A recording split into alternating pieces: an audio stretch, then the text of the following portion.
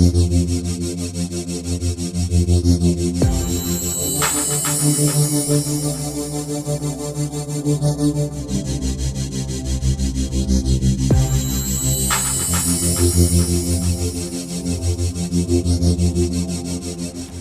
députés nationaux sont en vacances parlementaires depuis le 15 juin de l'année en cours. Qu'est-ce qui caractérise cette période? Quel est son impact sur la vie de la population?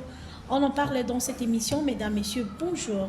Nous avons l'honneur de recevoir pour vous dans ce numéro l'honorable Pierre Ntsumbu. Il est député national, président du caucus de députés nationaux du Congo central, à qui j'ai dit merci et bienvenue.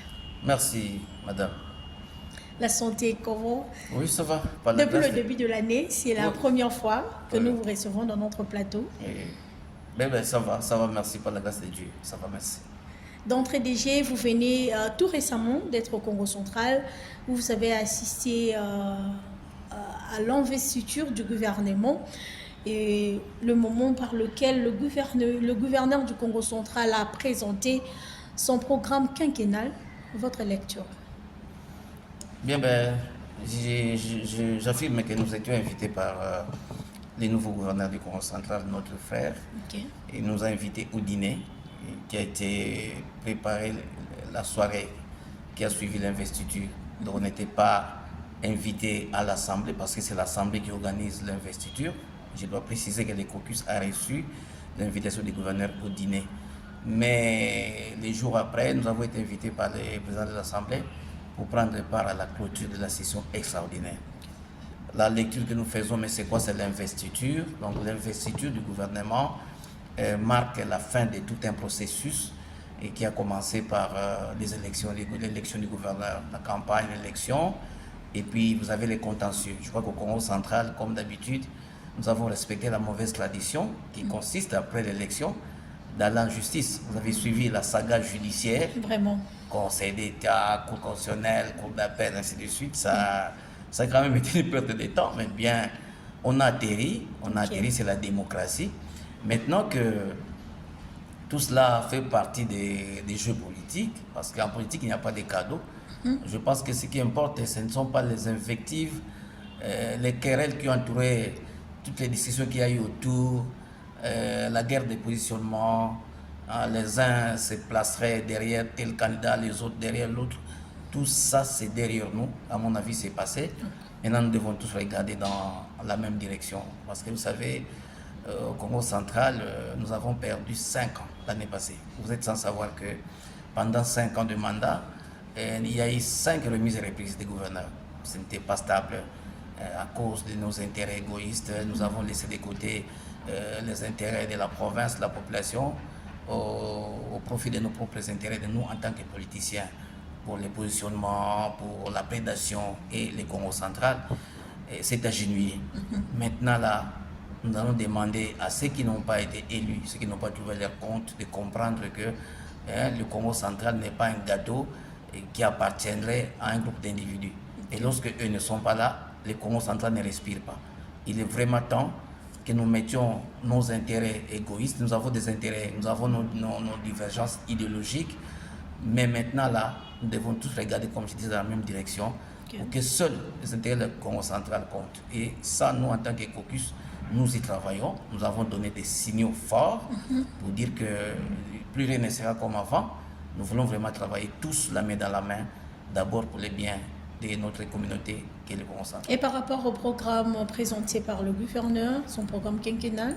Bon, c'est un programme qui est calqué sur celui du président de la République. Je ne saurais pas faire trop de commentaires, mais moi j'ai toujours dit, quelle que soit la beauté d'un texte, un programme, qui serait la forme, quel que soit le contenu, et ce qui va d'accord compter, c'est la mise en application de ces programmes. Nous devons insister sur la mise en application, et ça implique beaucoup de facteurs. Parmi les facteurs, il y a d'abord les hommes. Les hommes qui sont appelés les animateurs, qui sont appelés à appliquer ce programme. Donc, une fois de plus, si les animateurs qui sont attendus, les ministres, le gouverneur lui-même, et qui seront contrôlés par l'Assemblée provinciale, si chacun joue son rôle, d'abord pour l'intérêt de la population, comme je disais, si on n'est pas là comme groupe d'intérêt, des groupes d'intérêt, des gens qui font se diviser les gâteaux, les dividendes, si vraiment on travaille pour la province, notre province a beaucoup d'atouts. Je pense qu'avec notre concours à nous tous, et j'insiste beaucoup sur la bonne application, la mise en œuvre de ces programmes pour que nous puissions en juger le moment venu. Ok, merci beaucoup. Un message très profond. Le message est donc passé. Je l'ai dit tantôt, vous êtes en vacances parlementaires, mais honorable, nous, comme je l'ai dit tantôt, nous avons l'honneur de vous recevoir dans cette émission. Il serait quand même important que ceux qui nous suivent comprennent. Qu'est-ce qui caractérise cette période? Nous voyons d'autres qui sont dans l'air base, d'autres sont en Europe, par-ci, par-là. Qu'est-ce qui doit être fait pour un député pendant cette période de vacances parlementaires? Oui, beaucoup de gens polémiques, je dois le dire, et beaucoup de gens aussi qui ne connaissent pas les contours de ces vacances parlementaires se permettent de faire des commentaires. On le voit dans tous les sens, mais les vacances parlementaires sont régies par le règlement intérieur de notre Chambre. Et dans le règlement intérieur, il est clairement dit que le député a droit à 3 mois de vacances. 3 mois de vacances parlementaires et 3 mois de session.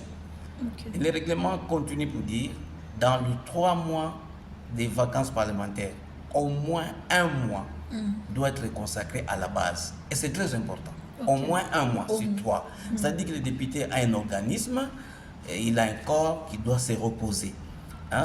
Ce ne sont pas des vacances dorées, parce qu'au moins vous vous reposez, mais tout en vous reposant. Et pendant les repos, vous allez n'importe où. C'est seulement chez nous. Sous d'autres cieux, les gens, quand ils vont en vacances, ils vont ailleurs. Hein? Pendant l'année, vous préparez votre budget en famille. Et les vacances, ce n'est pas quand vous êtes à Paris, vous ne les passez pas à Paris. Vous allez les passer aux États-Unis. C'est parce que nous, il y a tellement de pauvreté mentale, de pauvreté économique, que nous croyons que quand un député va en Europe, c'est un péché. Non. C'est-à-dire que si, dans les 2 mois ou 1 mois, un député se permet d'aller voir ses enfants en Europe, ce n'est pas un péché. Mais ce qui serait un péché, c'est de ne pas aller à la base. Quand on dit 1 mois, au moins 1 mois, c'est-à-dire, ça peut être 1 mois ou plus. Moins d'1 mois, c'est transgresser les dispositions de notre règlement intérieur. Donc, en ce qui me concerne, par exemple, vous voyez, nous sommes en vacances, mais je ne suis pas là en Europe. Je ne me repose pas, si vous suivez la presse, dans le cas de notre caucus. Nous étions en train de travailler. Donc, pratiquement, on vient de faire 1 mois dans le cadre du caucus avant d'aller à la base. Et nous étions sur terrain. Moi, j'ai fait personnellement le Congo central 3 fois. C'est-à-dire nous avons été à Mwanda 2 fois et Matadi 1 fois. Vous avez fait allusion à l'invitation du gouverneur. À Mwanda, nous avons été accompagnés le ministre des hydrocarbures. Et nous avons eu des discussions utiles avec les autorités des sociétés pétrolières, notamment Perenco, ça vous avez suivi. Et nous avons aussi été avec le ministre des Sports, nous avons fait le tour du Congo central, de Kassamoulou à Mwanda ou de Mwanda à Kassamoulou, pour visiter, voir les terrains sur lesquels on va ériger le stade moderne au Congo central. Et puis nous sommes allés également à... Ça sera à Mwanda.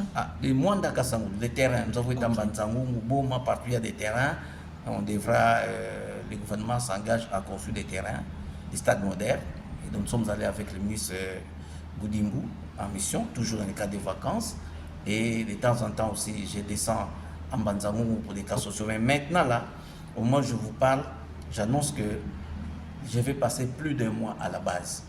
Donc tous les mois d'août, je ne serai pas à Kinshasa. Tous les mois d'août, je ne suis pas à Kinshasa. Les 2 premières semaines de septembre, je ne suis pas à Kinshasa. Je suis à la base. Les caucus, nous avons clôturé les activités. On a demandé à chaque député d'aller à sa base. Donc maintenant, nous sommes disponibles. Nous allons arriver à la base. Qu'est-ce qu'on fait à la base? Vous avez demandé c'est quoi? Mais c'est simple. La base, nous allons là-bas. D'abord, lorsque nous venons de Kinshasa, on a travaillé pendant 6 mois. Parce que nous avons travaillé de janvier à juin, jusqu'au 15 juin, c'est pratiquement plus de 6 mois. Alors que d'habitude, c'est 3 mois. Mais comme c'était la session inaugurale, le début du mandat, et nous sommes partis de janvier à juin. Normalement, nous devons partir du 15 mars au 15 juin. Donc, l'année prochaine, nous partirons du 15 mars au 15 juin.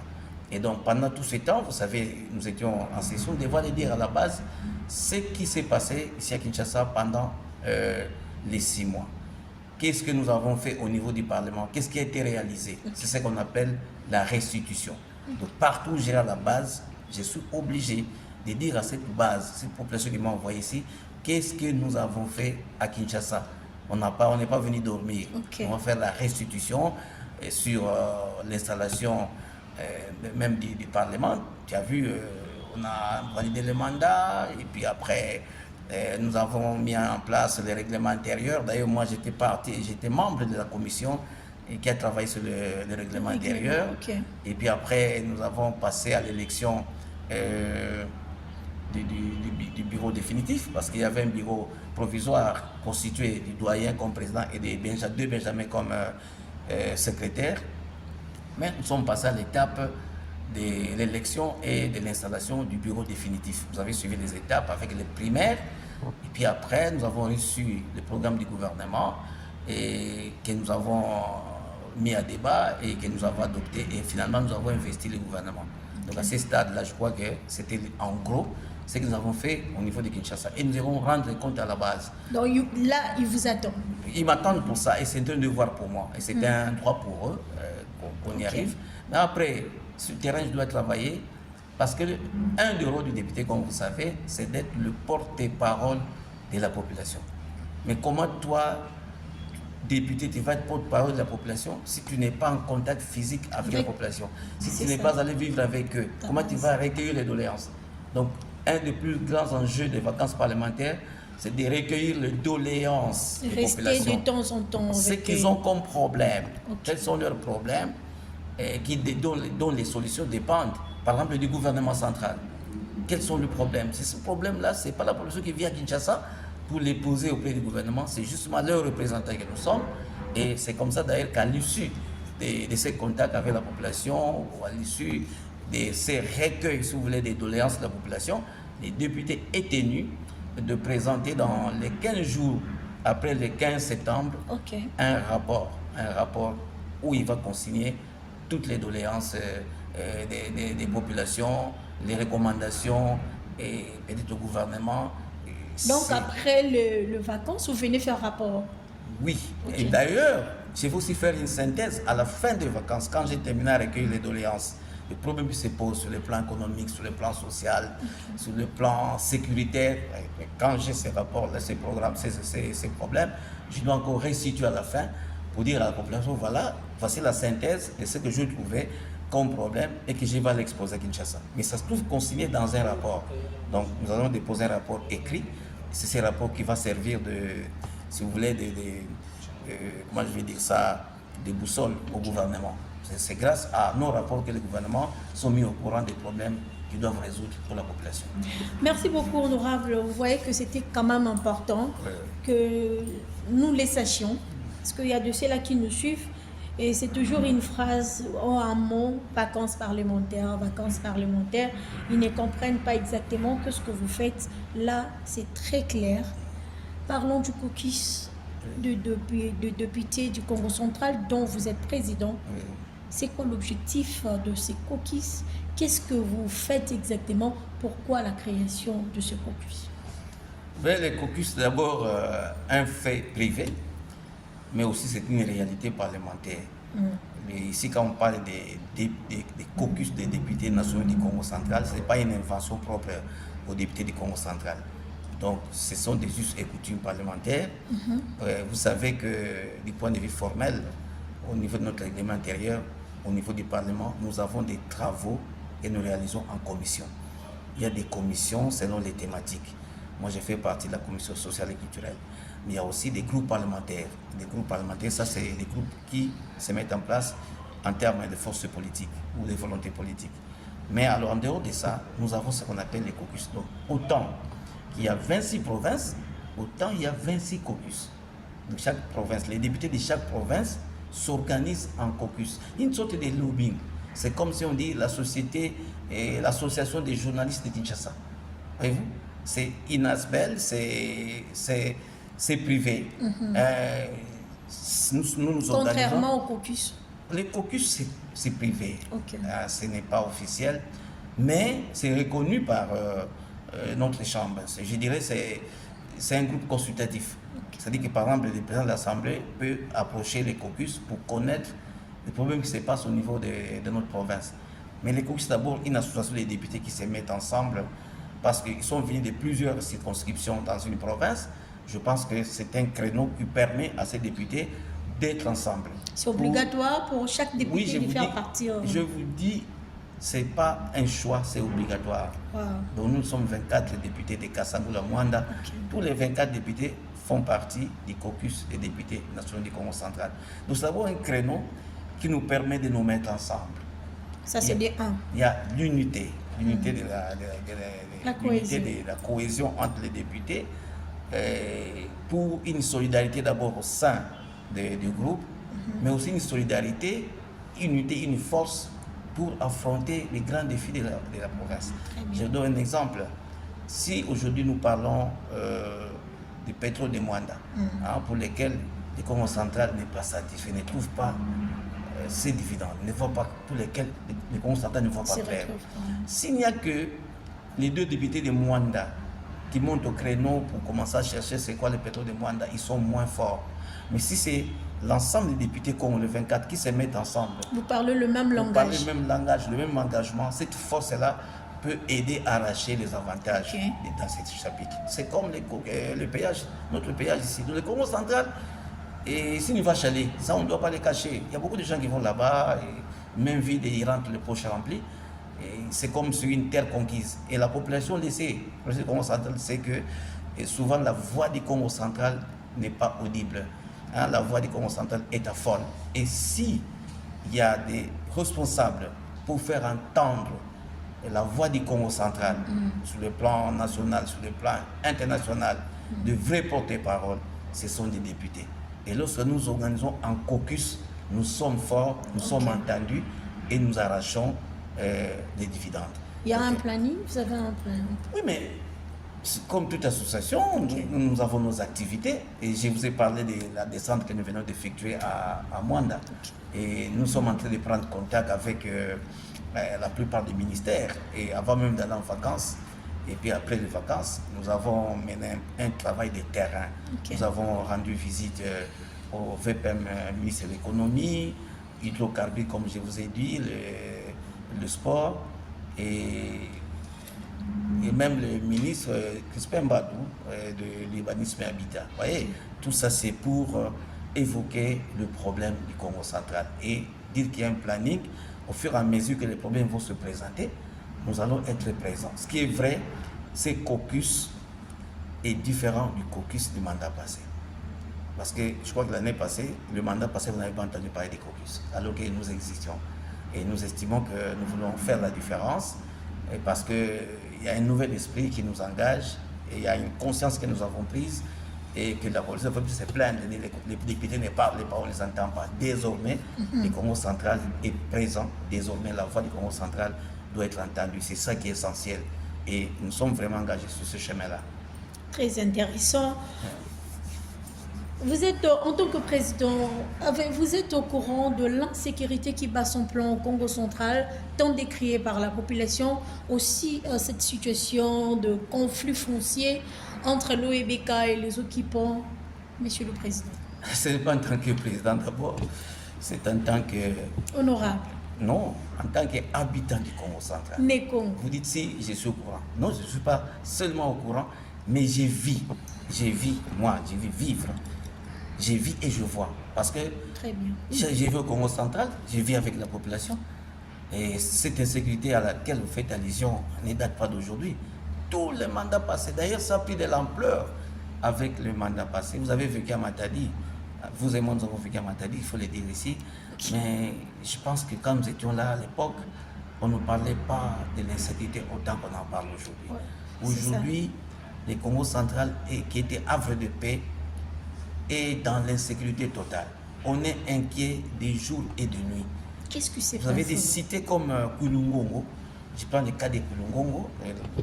Là, on produit des sucres, des cannes de Kulungongo, bien connues pour son sucre. Et bien, ces coins-là est tellement insécurisé qu'on voit des Kuluna, des bandits de grands chemins qui opèrent même la journée sans être inquiétés. Ils peuvent arriver dans un quartier, ils incendient. Est-ce que ce sont vraiment des originaires du Congo central? Je vais en parler. Je décris d'abord le fait.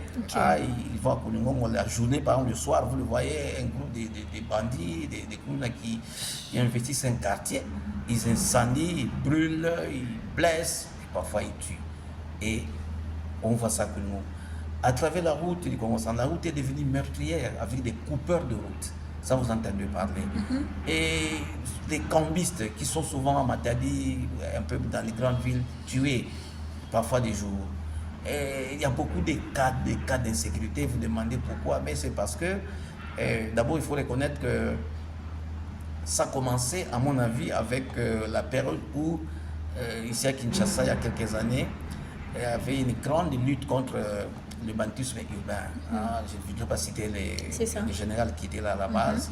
À l'époque même, je crois que les organismes des droits de l'homme ont été montés au créneau. Fustigés parce qu'il semblait qu'on tuait les gens. Par rapport à cette opération. En tout cas, cette opération-là a fait que beaucoup de Koulouna ont trouvé le refuge au Congo central. Et quand ils arrivent là, à Loufou partout, ils ont aussi initié nos enfants. Parce qu'aujourd'hui, les Koulouna, ce sont nos enfants la plupart, nos propres enfants qui nous dérangent.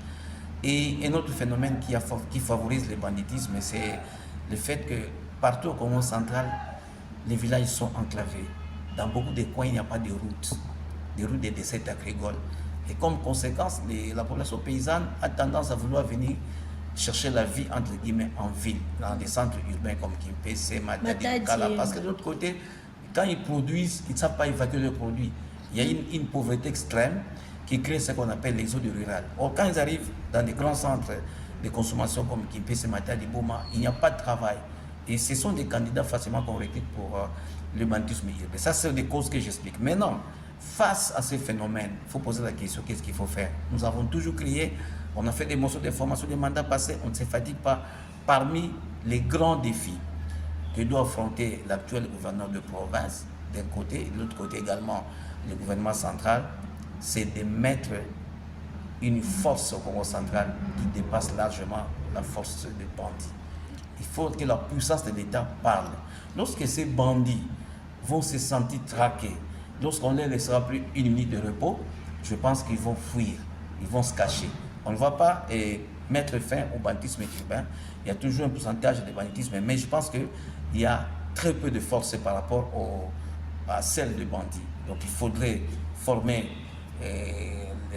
recycler, former les services de sécurité, notamment la police. Il faut qu'il y ait une police bien formée et bien préparée à ce genre de situations, mais aussi une police équipée, une police motivée. Il n'y a pas 1001 secrets. Il faudrait doter nos forces de moyens humains, des moyens financiers, des moyens matériels, pour que cette force de feu écrase celle de bandits. C'est ça le grand défi que notre frère Das Milolo a relevé. Et ça, c'est une question de vie et de mort. C'est sans délai. C'est la priorité de priorité, à mon avis. Donc, il y a deux priorités. Par exemple, il y a mettre fin au banditisme urbain et faire en sorte de libérer les milieux ruraux du Congo central. Les libérer par la construction et la réhabilitation des routes et des dessertes agricoles. Voilà. Merci beaucoup, honorable. On poursuit. Je dois signaler qu'on commence d'ailleurs déjà à chuter, mais on ne peut pas en tout cas clôturer cette émission sans pour autant parler de votre candidature à la députation provinciale. Oui. Nous avons tous suivi la publication provisoire de résultats de l'élection provinciale du Congo central où vous avez été élu. Et après, ce n'est plus votre siège. Qu'est-ce qui s'est passé, disons? Bon, devant Dieu et devant les hommes, je reconnais toujours que je suis le député doublement élu de Mbanzangou au Congo central. La CENI m'a proclamé élu au niveau national où je siège. La CENI m'a proclamé élu au niveau provincial. Eh bien, au niveau national, conformément à la loi, j'ai été attaqué, c'est vrai, par 4 adversaires. J'ai fait face à 4 adversaires au niveau de la Cour constitutionnelle. Ah bon? Et grâce à Dieu, j'ai gagné. Donc, mes adversaires n'ont pas raison, n'ont pas pu démontrer que moi, je n'ai pas gagné. Malheureusement, au niveau provincial, on m'a volé le siège. Vraiment, je ne suis pas irresponsable pour que je dise n'importe quoi. Je l'ai dit devant Dieu les hommes, mon siège m'a été chippé. Hier, je suivais encore les rapports c'est une radio onusienne, une émission du soir là, je suivais les rapports du processus électoral en RDC par une mission d'observation. Et ils ont fustigé même l'opacité qui entourait la justice, donc le recours. Parce que après la CENI qui proclame les états provisoires, il est prévu des recours aux instances judiciaires, selon les cas, cour d'appel, conseil d'État ou cour constitutionnelle. Et moi, je vous assure, quand je dis que moi, chippé, beaucoup de députés proclamés par la CENI ont été invalidés. Ce n'est pas anormal. Mais moi, ce qui sort de l'ordinaire, c'est le fait que madame, je regarde bien les juristes avertis et non avertis, j'ai été invalidé au Conseil d'État et c'est moi qui avais introduit la requête au Conseil d'État Kinshasa à cause d'une décision judiciaire unique, injuste au niveau de la Cour d'appel pour m'attaquer. J'ai été invalidé parce que devant les évidences de corruption et dont je parlais, parce qu'on n'a pas ces détails ici, j'ai déjà parlé au cours d'un point de presse, je donnais des détails, ce qui s'est passé à Matadi. Nous avons fait recours, mes avocats et moi, nous avons fait recours au Conseil d'État. Pourquoi? Parce que j'ai été invalidé pour être remplacé par une dame de ma propre circonscription, de ma propre liste. Moi, je suis député élu de regroupement politique Alliance pour les valeurs, avec le président José Kalala, un regroupement qui a 14 partis. Et donc la dame là est de ma liste. Nous étions parmi les 6 candidats de notre liste. Moi, j'ai été proclamé par la CENI comme ayant eu le plus grand nombre de voix au niveau de la liste. Cette femme-là, pas de manigance congolaise, est allée gagner au Conseil d'État. On m'a invalidé. Pourquoi je l'ai dit? Pourquoi je dis que c'est un scandale? D'abord, il faut poser la question. Le siège appartient au regroupement politique, ce n'est pas aux députés. Et c'est le regroupement qui introduit la requête de recours. Et pour introduire la requête de recours, les regroupements donnent un mandat, une procuration à l'avocat ou au candidat dont les états sont contestés. Cette femme-là, sans mandat de notre regroupement, non pas seulement au niveau de la Cour d'appel de Matadi, et moi j'ai reçu la procuration quand j'ai été cité. Je n'étais même pas cité par la dame. La dame a attaqué un autre candidat qui a d'ailleurs été invalidé au profit d'un autre, notamment le frère Atmatoubouana qui a réussi l'invalidation, qui a occupé le siège de ce candidat qui a été invalidé. Et la dame a attaqué ce monsieur-là. Et c'est dans cette requête qui a attaqué notre frère, la Serge Bodo, que la dame a indiqué que même le député qui a gagné, Ntsumbu, qui a gagné sur leur liste, aurait eu moins de voix qu'elle. Elle a prétendu avoir dans la requête plus de 6 000 voix, alors que tous les 6 députés élus de Banzangou, personne n'a obtenu 6 000 voix. Donc elle va même prétendre qu'elle aurait été la plus élue de Banzangou. Vous voyez la prétention. Et là, il va dire que même les députés de Ntsumbu qui a été proclamé chez nous avaient eu moins de voix que moi, Rachel Tsonga. Vous voulez dire qu'on l'a créé sans preuve? Mais oui, c'est ça la requête, ça la prétention. Et donc, pour cela, ce qui est grave, c'est qu'elle n'a pas eu de procuration, elle n'a pas eu mandat. Et c'est comme ça que moi, j'ai eu le mandat pour me défendre. Et notre regroupement le président a écrit une lettre à la Cour d'appel de Matadi pour dire, cette femme-là, nous avons déjà un siège en Banzangou que nous avons gagné. Nous n'avons pas de raison que notre regroupement attaque encore notre propre regroupement. Parce que nous avons un député à la personne de l'honorable Pierre Ntsumbu. Donc, non pas seulement qu'ils ont refusé de lui accorder le mandat, la procuration qu'elle est allée solliciter au niveau de notre siège, mais moi, on m'a accordé la procuration et le président a écrit. Et le ministère public avait demandé à la Cour de déclarer cette requête irrécevable et non fondée pour défaut de qualité. La dame n'avait pas de qualité. Donc, du point de vue de la forme, c'était déjà clos. Mais à la suite des preuves de corruption dont j'ai parlé, parce qu'on n'a pas assez de temps, et la Cour d'appel de Matadi va vouloir forcer la note pour aller vers ce qu'on appelle un arrêt avant du droit et qui décrétait qu'on puisse faire le comptage des voix. Moi, j'étais prêt qu'on fasse le comptage des voix parce que j'étais sûr que je n'avais pas triché. Un élève qui n'a pas triché, un élève qui n'a pas corrompu, peut reprendre ses examens. Moi, j'étais prêt qu'on récompte en toute transparence. Mais mes avocats avaient estimé qu'à partir du moment où ces juges de Matadi, et c'était déjà montré très dangereux vis-à-vis de notre dossier, parce que de leur point de vue même, ils ont avoué qu'ils auraient eu de l'argent de l'autre côté. et qu'on leur a demandé, même ils ont reçu l'injonction de m'invalider. Donc un des juges l'a dit à mes avocats. Mes avocats, pour nous rassurer, avaient récusé la composition. Donc, ils avaient demandé que ce juge ne soit plus là. Et au cours d'une audience, ils se sont retirés. Ils s'étaient dessaisis, comme on dit, déportés, quoi, je crois ce qu'on dit. Ils s'étaient récusés, ils se sont déportés. Ils ont dit, voilà, ces dossiers, nous sortons. Mais mes avocats, pour être plus sûrs, avaient estimé qu'il fallait venir au Conseil d'État pour attaquer cet arrêt. Et nous, on pensait fuir la pluie, mais on est allé se jeter dans le fleuve. Et c'est au Conseil d'État que malgré tout ça, sans comptage de voix, cette femme-là a été... moi, j'ai été invalidé et cette femme a eu mon siège. Voilà pourquoi je parle de vol. Nous avons introduit une requête au Conseil d'État pour correction en erreur matérielle. Le Conseil d'État a refusé de prendre notre requête. La greffe du Conseil d'État. Et ça, c'est encore un scandale, je le dis ici. Et nous avons écrit, les avocats ont écrit une lettre de refus illégal de recevoir notre requête. Alors cette requête-là, qu'on allait déposer le 26 avril, on avait 2 mois de délai légal. Jusqu'au 26 juin, on est encore dans les délais. Mais le Conseil d'État a refusé notre requête.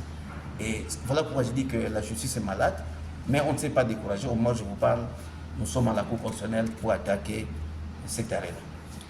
Ok, donc espérons que, puisque le dossier se trouve encore au niveau de la Cour constitutionnelle, vous allez trouver gain de cause honorable.